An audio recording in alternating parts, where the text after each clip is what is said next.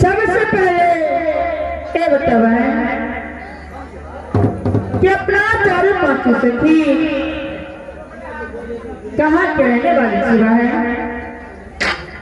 अरे बहन अपना चारों पांचों सखी में सबसे बढ़कर तीन चाहा तेरी का किस्मादा कहाँ के रहने वाली थी। क्यों नहीं बहन अपना चारों पांचों से थी नृत्य बन के रहने वाली हो रहा है। क्यों नहीं जब चारों पांचों सखी नृत्य भवन में जन्मी जब 4-5 साल की चारों पांचों सखी हुई उस दिन से शुरुआत के मंदिर में पूजा करने के लिए जाती थी। लेकिन आज चारों पांचों सखी को रमन चमन में ले चुकी हूँ। शुरुआत के मंदिर में पूजा करने के लिए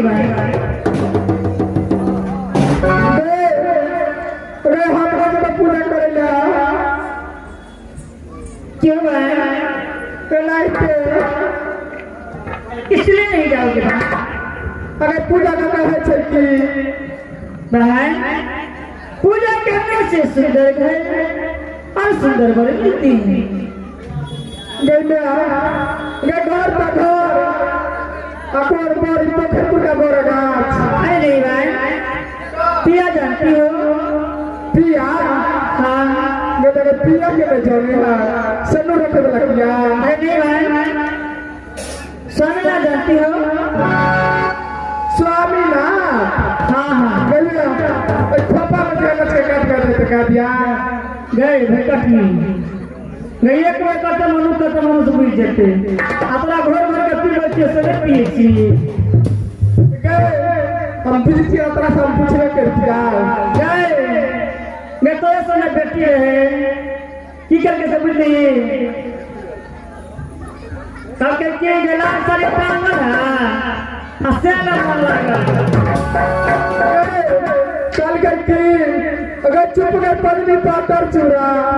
आपके पगली का लहरा कते दूरा ठीक है यहाँ पर लगे हे तेरे जगह पे पीछे बुझली की करका की कहंगे अगर लट गए छुरिया ना रखता ना असा का कला खीर खाला होना ना अगर तेरे जगह छले बुझली कल की अगर बाटी साथ बाटी अरे बुढ़वा गल पे डांट काटी आगे कोने जगह तेरे सेवा सुरख से आगे पिठा सुरख से अब कोठी पर रख दे भगवान के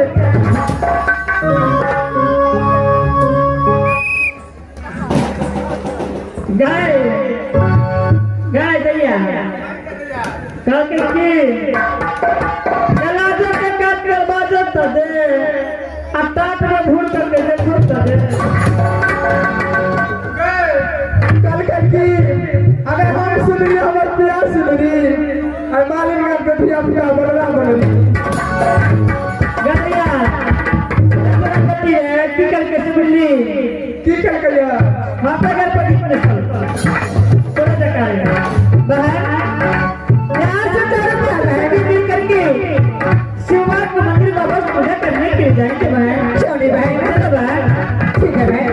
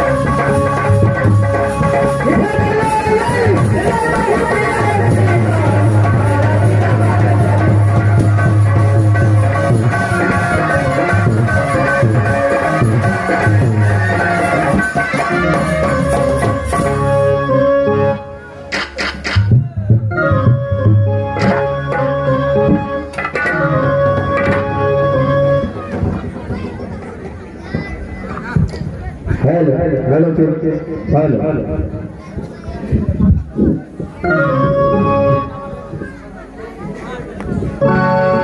है तेरे जो माता बहना एक बार आप लोग पैर लगा दे और हमारा प्रोग्राम चलता रहेगा।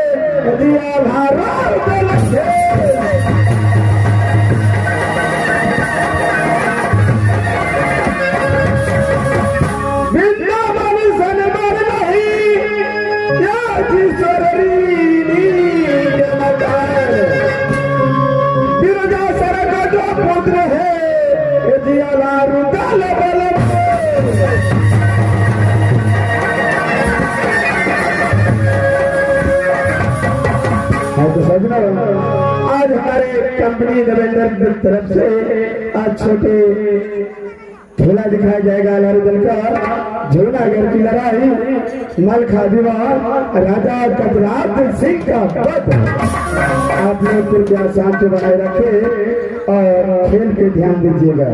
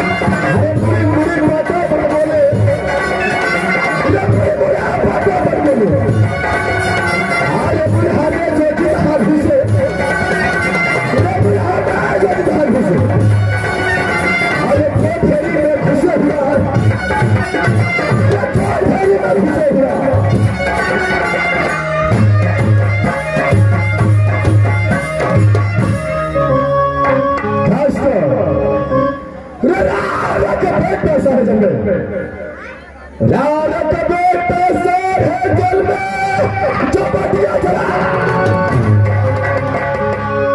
न कर झगड़ा पैसा खोजे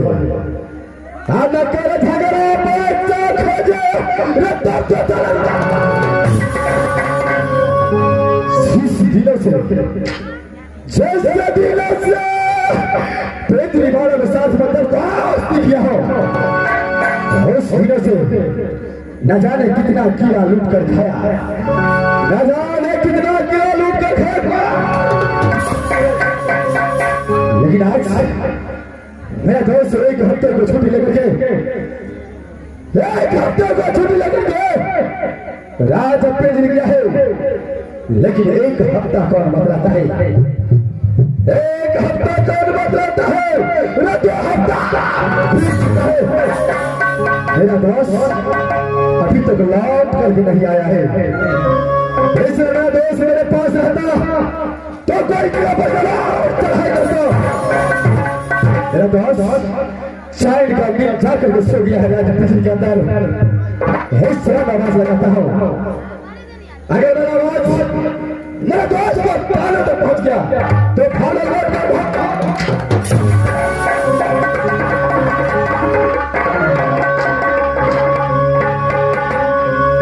क्या बदला सही है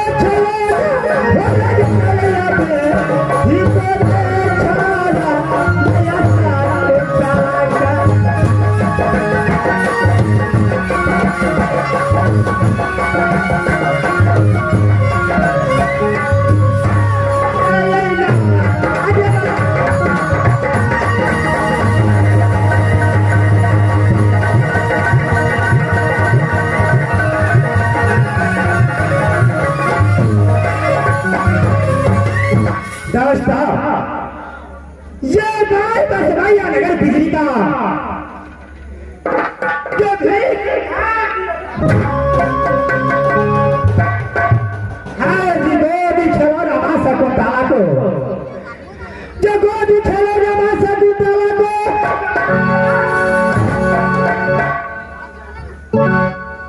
लाइक दास्ती किया वही राज मैं एक हफ्ता को छोटी नहीं करो मैं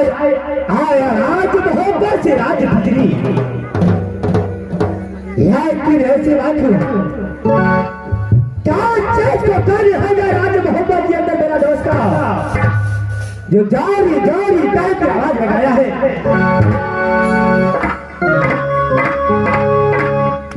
ऐसी राजू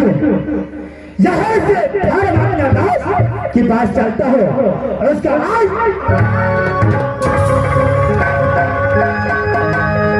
क्या वजह से हो आगे कल हो जगह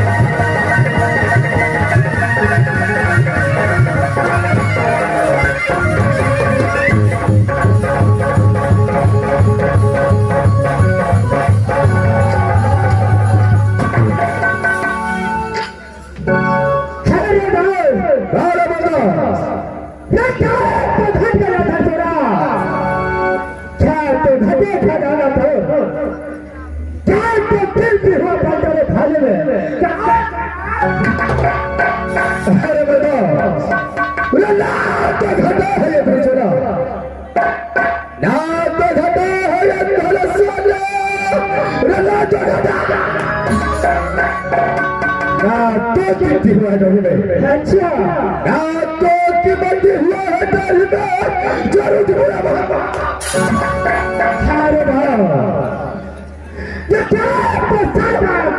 गाली दिया क्या तो गुंडा बात बना हाल बता दो नंबर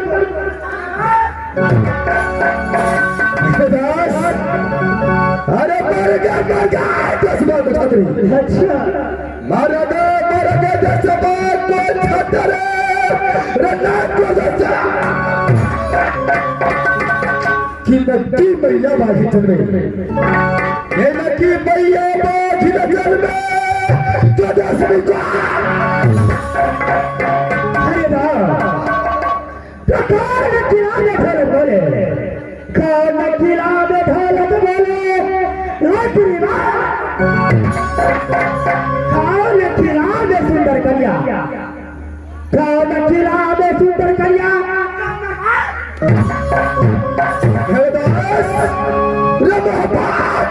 अच्छा महापात किला बजाय ढोलक बोले जबरदस्ती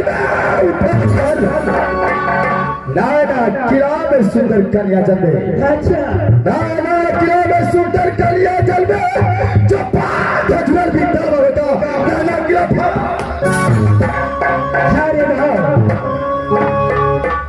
ना सुबह भगाता है ना शाम को भगाता है। अच्छा जैसे आधी रात को बुलाने का इस आधी रात में बुलाने का कारण है। कारण यह है 6 महीना से बैठे 6 महीना से बैठे क्या सोचेगा पढ़ना करा पढ़ गए जो भी जाता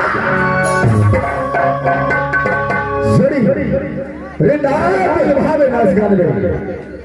नादिल भावे नाच गान में नादिल बोले तो है क्या है मेरे भाई जब आज लगा है तो भी कहीं से झगड़ खोज करके ले कहीं से झगड़ खोज करके लो अगर आज जगह में जाकर रोड से खराब करके लो हरे रोड से कहीं झगड़ मिलता है रोड से झगड़ नहीं मिलता है तो कैसे मिलता है झगड़ आगे घर के लिए रात का खोजने पड़ता है अच्छा तो झगड़ के लिए जब तक रात नहीं करेंगे तब तक झगड़ नहीं मिलेगा झगड़ के लिए अगर बस करेंगे सबसे पहले खोल जरूरी पात्रा को चारों करो देखो किस किला को नाम खुलता है जिस किला को नाम खुल गया जैसे किला को नाम खुल गया उस किला को सकना देखो पात्रा करता है क्या है मेरा नाम आज अभी पात्रा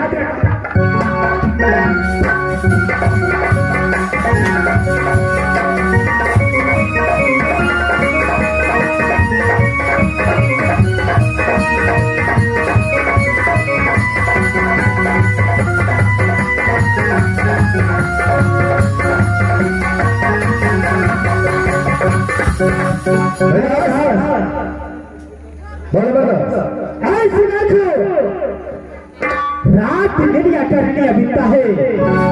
जाको पंछी का ठहराव आज बात उतारे के समय है रात का मीडिया से बीता है क्या पंछी करता है रात ऐसा पक नहीं है नहीं दास ठीक है दोनों दोस्त मिलकर के शिक्षा को फलदा की ओर चलेंगे लेकिन दास जब दोनों दोस्त अपना दालत की ओर आते हो साला नहीं कोई मिराज और नहीं कोई पलटन को देखता हो क्या नहीं मेरे दास इस समय टमाटर लाल को आवाज लगाना चाहिए ये हरा बाजार में कभी का कुत्ते का औलाद ये दादी छोड़ के कहाँ हो चुका है क्या और आवाज लगाना चाहिए टमाटर लाल को क्या बता अरे बीरे सुपारी लाल अरे पता से करो भागा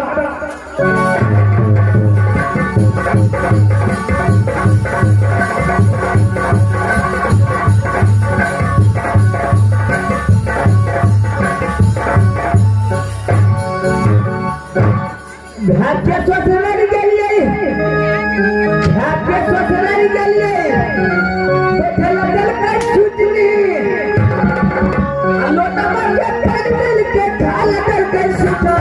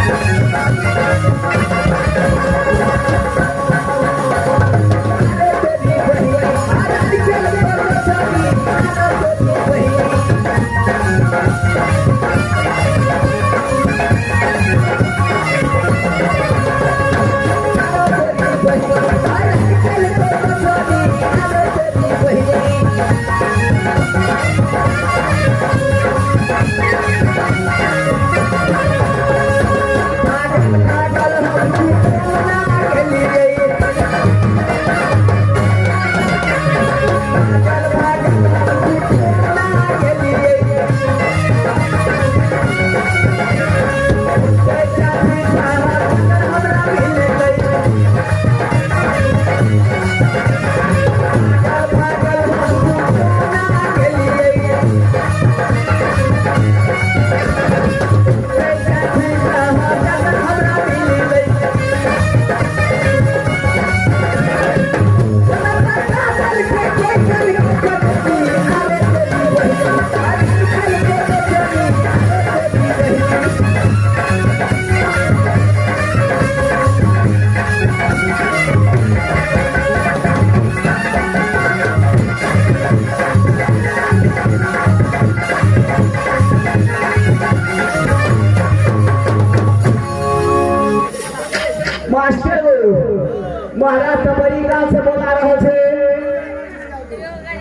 खिसियाइयो गया छे आगो बाबू गोटे बेर बाबू फोफिया बन लगे गो मास्टर तुम तो जाइए पड़ते मैं तो रास्ते से जा रहा था मैं तो रास्ते से जा रहा था मैं तो रास्ते से जा रहा था वही हारा चिड़िया कर रहा मेरी नानी बोली तो क्या करूं मेरी नानी बोली तो मैं क्या करूं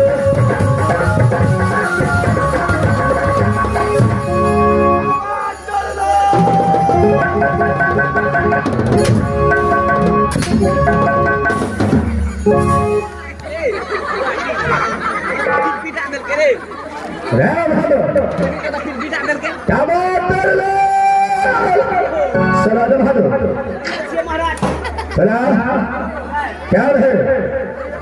कैसे गए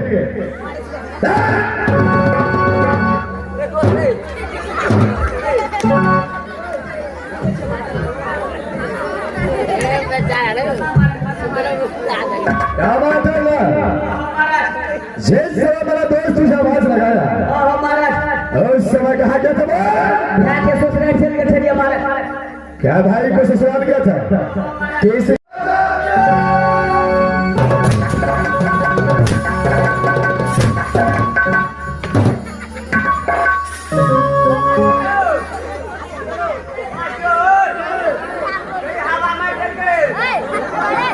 क्या तुझे हवा मारते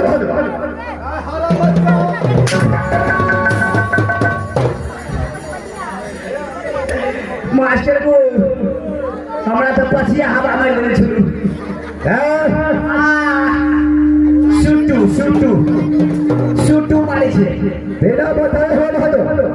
महाराज अपने भैया को ससुराल चला गया महाराज भैया के सोचने के लिए चलियो महाराज लोटा मत पैंडल का महाराज बैठे ला सुधनी दल का महाराज अच्छा खाए ला सुधनी यार हमेशा मजाक करता रहता है खाने को ना चिकन दिक्कत नहीं होने का महाराज अच्छा अरे इन बातों को छोड़ो जितिया पबनी था तेरा दिल हो गया जाने का तो चला गया अब इस बातों को मैं छोड़ देता हूँ छोड़ा बहुत जब मैं भाटे खा ले बेटा सबसे पहले राज महापा का हाल समाचार सुना कैसा है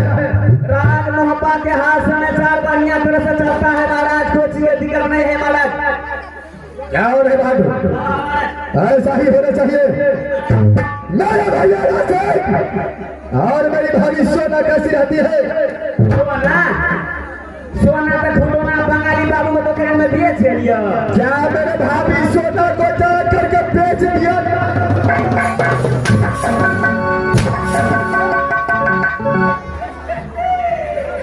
मास्टर चबूतरा का ठोर है क्या बात है जी महाराज मैं अपने भैया और भाभी को समाचार पूछा हूँ महाराज सोना जी के हाथ समाचार पूछ रहा महाराज क्या है ये कान में कनुसी बना के सोना के दे देना चले थे के बात करे छे महाराज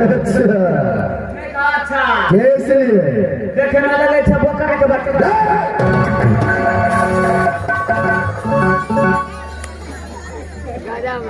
जीवान खिचड़ों का हरम रहे मैं खींचा महाराज अरे मैं मारा महाराज कैसे सियाख एक ने पूछ सारा तू औरत भैया बोल रहा है